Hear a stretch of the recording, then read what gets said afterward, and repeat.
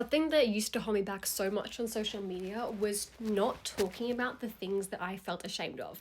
For example, something I have always struggled with is failing. That is actually a part of the way that I've been designed, is to learn things through failed experiences and to know what doesn't work so that I learn what does work, and so I can share this with people, and so that I can kind of get into the nitty-gritties of just, yeah, what works. But anyway, because I used to have such shame around failing and doing things wrong, this stopped me from sharing this on social media because I was so ashamed of it, right? But as we know, healing from shame actually happens through expression. And one of the things that I love doing my entire life, especially with my loved ones, is when I experience something and I learn from my mistakes and I went through something and I did it always the hardest fucking way possible. And I was like, okay, well, that doesn't work. This is actually what works. I would get so passionate about sharing that, especially with my siblings, because they were the closest to me growing up.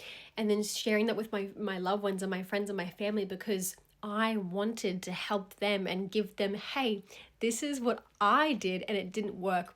Before you get to that point, this is my advice and this was what will work, because I know it now because I've experienced it to hell and back.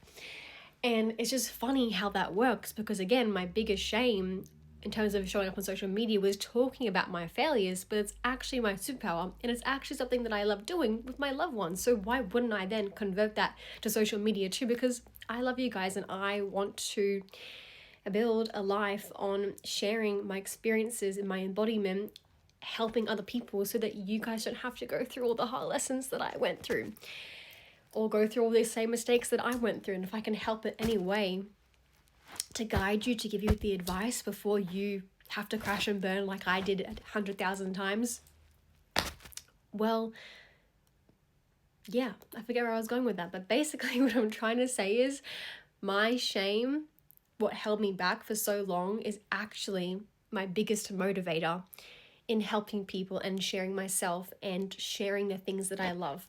And it's actually what's going to make me the most successful, because my failures are actually my biggest wins. And when I can talk about them so openly and confidently, and that's what's going to connect with people the most and help people the most. And that's how I'm going to be successful, because that's just how I work. And I'm no longer letting shame get in the way of expressing or healing or sharing what I'm here to share. So all in all, take it from me, don't let your shame be the thing that holds you back from sharing and expressing the things you're literally meant to share and express and do.